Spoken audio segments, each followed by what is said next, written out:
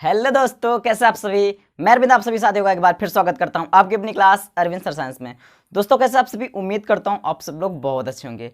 आज की class 12th chemistry की होने वाली है। ठीक है, तो जो बच्चे इससे पहले की क्लास नहीं देखे हैं वो प्लेलिस्ट में जाइए देखिए, अदरवाइज आपको लिंक मिलेगा डिस्क्रिप्शन में, वहां जाके बाकी क्लास को देख लीजिए ताकि आज की जो क्लास होने वाली आपको बेहतरीन तरीके से समझ में आ जाए।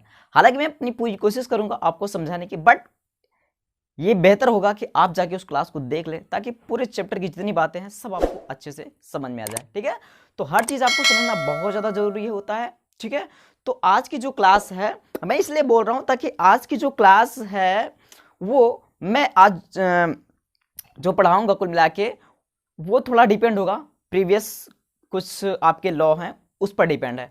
तो कहीं ना कहीं अगर वो वीडियोस क्लास अगर आप देखते हैं तो ये क्लास आपके लिए बहुत ज़्यादा एक तरीके से आप बेटर फील करोगे इसको समझने में। ठीक है, चलो तो आज हम लोग पढ़ेंगे।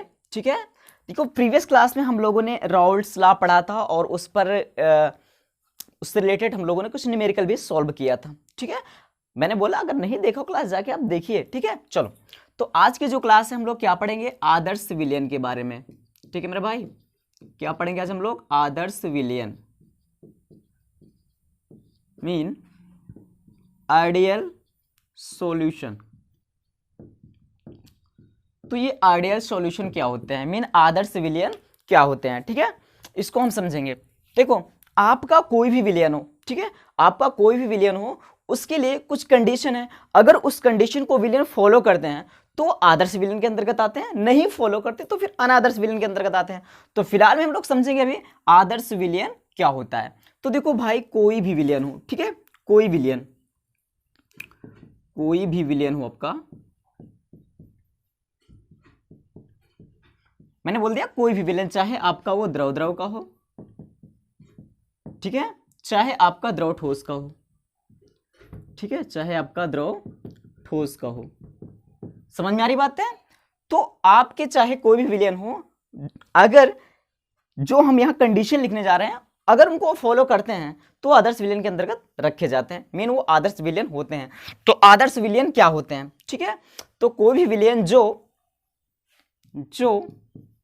किन किन बातों को फॉलो करते हैं, ठीक है, जो निम्न बातों को फॉलो करते हैं उन्हें हम क्या कहते हैं, आदर्श विलयन। तो कौन कौन सी बातें हैं जिनको फॉलो करते हैं, फर्स्ट हम देखेंगे। पहली चीज क्या है यह समझना है कि जो विलयन राउल्ट के नियम का पालन करते हैं, किसके नियम का, राउल्ट के नियम का,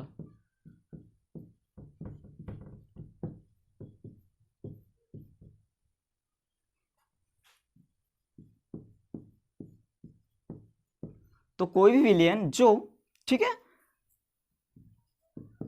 चलो समझ लो, जो अब क्या, जो विलयन राउल्ट के नियम का पालन करते हैं उन्हें हम क्या कहते हैं, आदर्श विलयन कहते हैं। मतलब ये आपकी फर्स्ट कंडीशन हो गई। ठीक है, फर्स्ट पहली बात ये हो गई कि ऐसे विलयन जो राउल्ट के नियम का पालन करते हैं उसे हम क्या कहते हैं, आदर्श विलयन कहते हैं। तो राउल्ट का नियम क्या है मैंने आपको बहुत अच्छे से समझाया। ठीक है, राउल्ट के नियम को मैंने आपको बहुत ही बेहतरीन तरीके से समझा के रखा भाई। ठीक है, अगर आपने क्लास को नहीं देखा है तो जाइए क्लास को आप देखिए, क्योंकि देखो यहां पर राउल्ट के नियम को फिलहाल मैं आपको समझा दे रहा हूं। राउल्ट का नियम क्या है, P0 माइनस PS अपान P0 इक्वल क्या होता है, n अपान small n plus capital N। मतलब यहां पर क्या है कि आपका किसी विलयन का जो वाष्प दाब होता है, ठीक है, किसी विलयन के वाष्प दाब का आपेक्षिक अवनमन, किसी विलयन के वाष्प दाब का आपेक्षिक अवनमन उसके मोल मतलब उसके विलय के मोल प्रभाज के बराबर होता है। ठीक है, किसी विलयन के वाष्प दाब का आपेक्षिक अवनमन, ये क्या है, किसी विलयन के वाष्प दाब का आपेक्षिक अवनमन विलय के मोल प्रभाज के बराबर होता है। विलय के मोल प्रभाज का फार्मूला क्या होता है, स्मॉल n अपान small n plus capital n। Small n क्या होता है, विलय की मोलक संख्या, कैपिटल n क्या होता है, विलय की मोलक संख्या। तो अगर हमें विलय की मोलक संख्या निकालना होता है, मतलब अगर विलय का मोल प्रभाज निकालना होता है तो स्मॉल n अपान n प्लस n करते हैं। अगर हमें विलय का मोल प्रभाज निकालना होता है तो ये फार्मूला अपनाते हैं। ठीक है मेरा भाई, ये वाला फार्मूला अपनाते हैं। तो इस बात को आपको ध्यान देना है। तो राउल्ट का नियम क्या है, जो मतलब सिंपल सी बात है, हमने पहली कंडीशन ये देख लिया कि ऐसे विलेन जो राउल्ट के नियम का पालन करते हैं उन्हें क्या कहते हैं, आदर्श विलेन कहते हैं। और राउल्ट का नियम क्या है, मैंने आपको बताया, किसी विलेन के वाष्प दाब का आपेक्षिक अवनमन उसके मोल प्रभाज के, उसके विलेय के मोल प्रभाज के बराबर होता है। यही है क्या, राउल्ट का नियम। ठीक है, इसको मैंने बहुत अच्छे से एक्सप्लेन किया है प्रीवियस वीडियो में, जाके उसको देखिए। ठीक है मेरे भाई, तो ऐसे विलियन जो राउल्ट के नियम का पालन करते हैं उन्हें क्या कहते हैं, आदर्श विलियन। मैं चिल्ला चिल्ला के बोल रहा हूं आपको, दिमाग में सेट कर लो चीजों को या नोट कर लो। ठीक है, कॉपी पेन उठाओ और उसको नोट कर लो, ज्यादा बेटर होगा आप लोग के लिए। ठीक है, चलो अब देखो अगली बात क्या है, अगली चीज क्या है, समझ गए बात। चलो अब यहां पर दूसरी चीज हम क्या देखेंगे, दूसरी बात क्या है,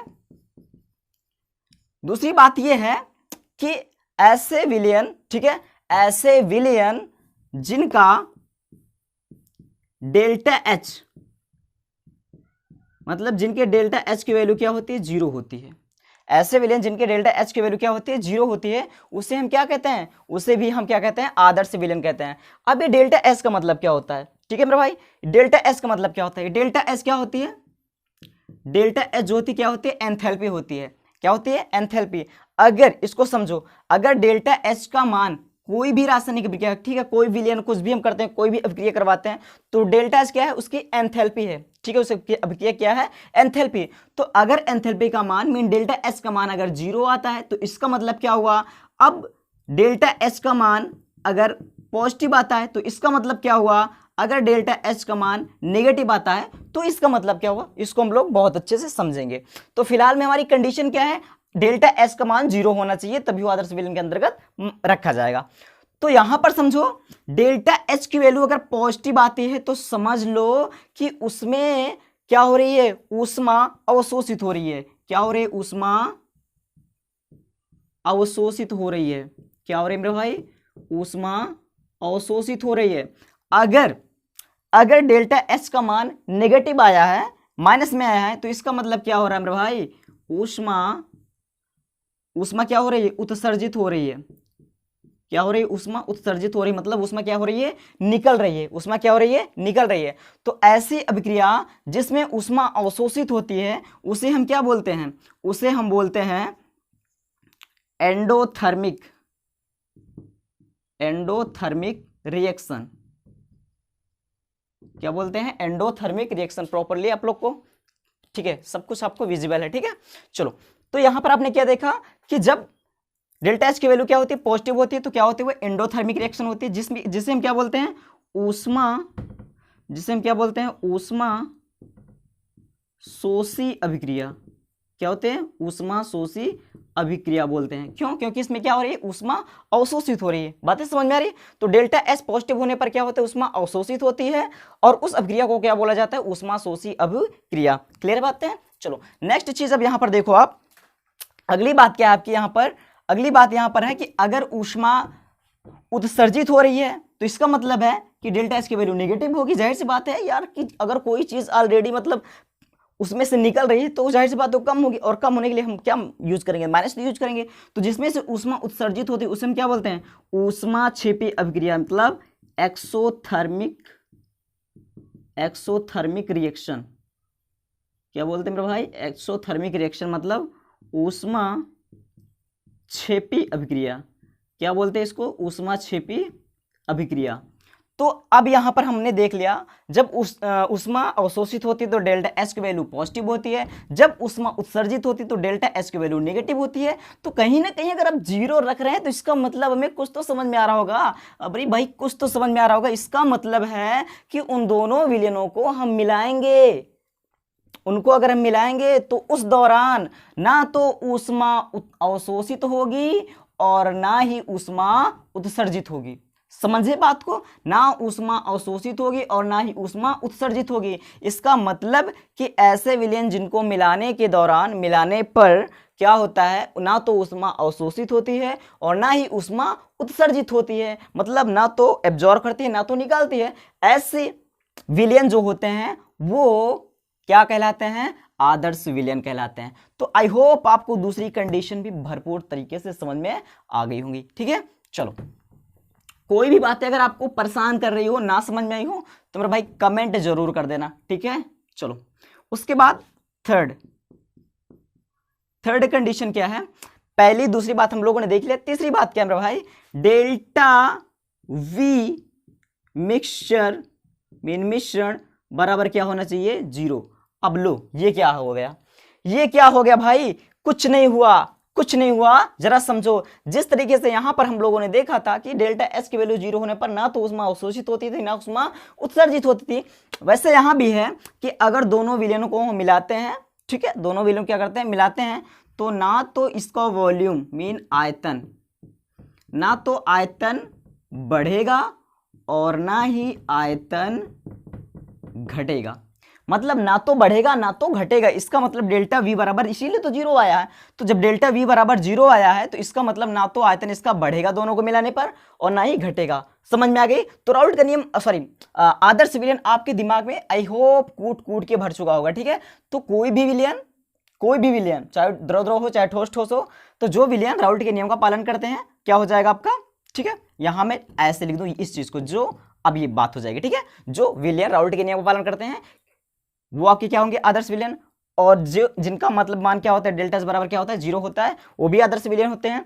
और जिनका डेल्टा वी की वैल्यू क्या होती है, 0 होती है, वो क्या होता है, वो भी हमारे क्या होते हैं, आदर्श विलयन होते हैं। देखो मेरे भाई यहाँ मिश्रण क्यों लिखा, कुछ बच्चों को ये बात तो परेशान नहीं कर रहे। देखो मैं इसको बताएं, देखो 2 या 2 से अधिक समांगी मिश्रण को, 2 से अधिक पदार्थों के समांगी मिश्रण को, 2 या 2 से अधिक पदार्थों के समांगी मिश्रण को विलयन कहते हैं। तो हम विलयन ही तो पढ़ रहे हैं मेरे भाई। और कौन से विलयन पढ़ रहे हैं, आदर्श विलयन। तो मिक्सचर करेंगे और वो भी क्या, होमोजीनियस, मतलब समांगी मिश्रण लेंगे। तो जब समांगी मिश्रण लेंगे तो क्या होगा भैया, क्या होगा, वो हमारा विलयन होगा। और उसी विलयन का हम लोग क्या निकाल रहे हैं, यहाँ पर एंथैल्पी निकाल रहे हैं, यहाँ पर आयतन निकाल रहे हैं, और यहाँ पर हम देख रहे हैं कि राउल्ट के नियम का पालन करता है कि नहीं। तो जो विलयन, एक बार सरसरी निगाह से हम लोग देख लेते हैं एक बार फिर से, जो विलयन राउल्ट के नियम का पालन करते हैं उन्हें क्या कहते हैं, आदर्श विलयन कहते हैं। और या फिर जो जिनके एंथैल्पी का मान क्या होता है, 0 होता है, या फिर क्या होता, मतलब डेल्टा वी बराबर क्या होता है, 0 होता है। मतलब कुल मिला के ये या नहीं सबको फॉलो करना चाहिए, इसको भी फॉलो करे, इस और इस, मतलब पहले को भी फॉलो करो, दूसरे को भी, तीसरे को, तीनों नियम को फॉलो करे, तीनों बातों को फॉलो करे, तो समझ जाओ वो क्या है, आपका आदर्श विलयन है। अदरवाइज वो आदर्श विलयन नहीं है मेरे भाई, ठीक है। चलो आप लोग इस चीज को नोट कर लेना, ठीक है। मैंने इसको इरेज करते हैं, वीडियो को बैक करके आप लोग इसको नोट जरूर कर लेना, ठीक है। बहुत इंपॉर्टेंट है, ठीक है, आपको जानना बहुत ज्यादा जरूरी है इस चीज को, ठीक है मेरे भाई। चलो एक तो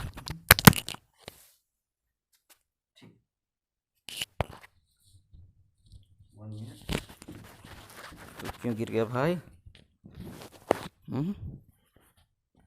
चलो ठीक है। चलो अब आगे देखते हैं। अब यहां पर क्या होगा, हम देखेंगे कि ऐसे कौन कौन से विलयन, तो ऐसे विलयन जिनकी क्या होती है, जिनकी ध्रुवता, ठीक है, रासायनिक प्रकृति क्या होती है, जिनकी ध्रुवता और रासायनिक प्रकृति और संरचना, ठीक है।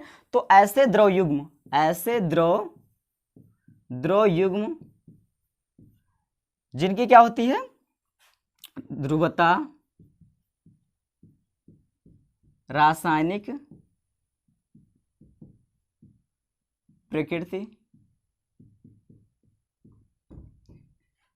एवं संरचना, ध्रुवता, रासायनिक प्रकृति और संरचना अगर क्या होती है, समान होती है, तो वो जो विलयन होते हैं आपके क्या होते हैं, आदर्श विलयन ही बनाते हैं। वो भी कैसे विलयन बनाते हैं, आदर्श विलयन बनाते हैं। इस चीज को आपको समझना पड़ेगा मेरे भाई, ठीक है। चलो तो यहां पर देखते हैं ऐसे कौन कौन से हैं। तो आप यहां पर देखिए, बेंजीन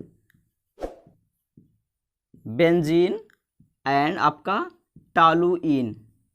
तो बेंजीन और टालुइन मिलकर क्या बनाते हैं भैया, आदर्श विलयन बनाते हैं। बेंजीन और टालुइन मिलकर क्या बनाते हैं, आदर्श विलयन बनाते हैं। इस चीज को आपको समझना पड़ेगा, ठीक है, इस चीज को आपको ध्यान देना है। तो बेंजीन का फार्मूला आई होप सारे बच्चों को पता होगा। बेंजीन का फार्मूला क्या होता है, C6H6। टालुइन का क्या होता है, C6H5CH3।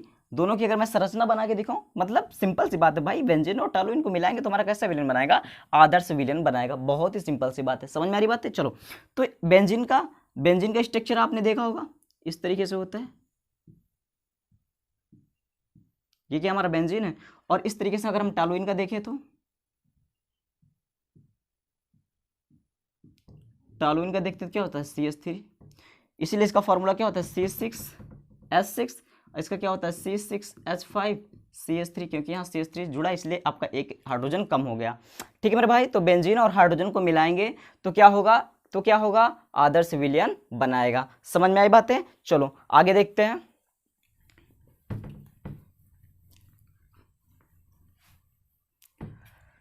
चलिए आगे देखते हैं, आगे क्या है, आगे आपको समझना पड़ेगा। और कुछ एग्जांपल ले रहे हैं, हेक्सेन एंड हेप्टेन। ठीक है, हेक्सेन और हेप्टेन, ठीक है, हेक्सेन और हेप्टेन। तो हेक्सेन का फॉर्मूला क्या हो जाएगा भैया, हेक्सेन का फॉर्मूला क्या हो जाएगा, C6 कितना हो जाएगा, H कितना हो जाएगा, C6H14 हो जाएगा। और हेप्टेन का फॉर्मूला क्या हो जाएगा, C7H16 हो जाएगा। ठीक है, तो ये आपके क्या हो गए, हेक्सेन और हेप्टेन। हेक्सेन और हेप्टेन को जब मिलाएंगे तो भी क्या बनेगा, आपका आदर्श विलयन ही बनेगा। तब भी क्या बनेगा, आपका आदर्श विलयन ही बनेगा मेरे भाई। समझ में आ रही बातें? चलो अब आगे देखते हैं, एथिल ब्रोमाइड और एथिल आयोडाइड। एथिल ब्रोमाइड और क्या है आपका, एथिल आयोडाइड। तो एथिल ब्रोमाइड का फॉर्मूला क्या हो जाएगा, C2H5Br, और एथिल ब्रोमाइड का क्या हो जाएगा, आयोडाइड का C2H5I हो जाएगा। तो इनको मिलाने पर भी क्या बनेगा, हमारा आदर्श विलयन बन जाएगा मेरे भाई। ठीक है, क्या बनेगा, आदर्श विलयन बन जाएगा आपका। ठीक है, आई होप ये बातें आपको समझ में आ रही होंगी। ठीक है, ठीक है, चलो क्लास अच्छी लगे तो यार लाइक जरूर करना मेरे भाई। ठीक है, लाइक जरूर करना, आप लोग लाइक बढ़ा के थोड़ा सा मुझे मोटिवेट किया करो आप लोग। ठीक है, चलो तो ये सारी कंडीशन हमने देख लिया, तो आई थिंक अब आपके दिमाग में पानी पानी हो गया होगा कि आदर्श विलयन क्या होते हैं। अब देखो, जो इन सारे रूल को फॉलो नहीं करते, ठीक है, जो first, second and third in तीनों नियम को पालन नहीं करते हैं, उन्हें हम क्या बोलते हैं, उन्हें हम बोलते हैं नॉन आइडियल सॉल्यूशन। क्या बोलते हैं उन्हें, नॉन आइडियल सॉल्यूशन, मतलब अनादर्श विलयन, अनादर्श विलयन। तो ऐसे विलयन जो राउल्ट के नियम का पालन नहीं करते, या मीन जिनके डेल्टा एस का मान 0 से ज़्यादा या कम होता है, वो भी अनादर्श होते हैं। और जिनके डेल्टा वी का मान क्या होता है, 0 से ज़्यादा या कम होता है, तो क्या होते हैं, आपके अनादर्श विलयन होते हैं। बातें समझ में आ गई आपकी? ठीक है, बातें आपको समझ में आ गई। चलो तो आई होप ये सारी बातें आपको समझ में आ ही गई होंगी। ठीक है, चलो अब यहां पर देखो, सब कुछ हम लोगों ने सीख लिया। एक चीज और ध्यान देना, अनादर्श विलयन, जो अनादर्श विलयन होते हैं वो राउल्ट के नियम से, ठीक है, वो राउल्ट के नियम से क्या करते हैं, धनात्मक या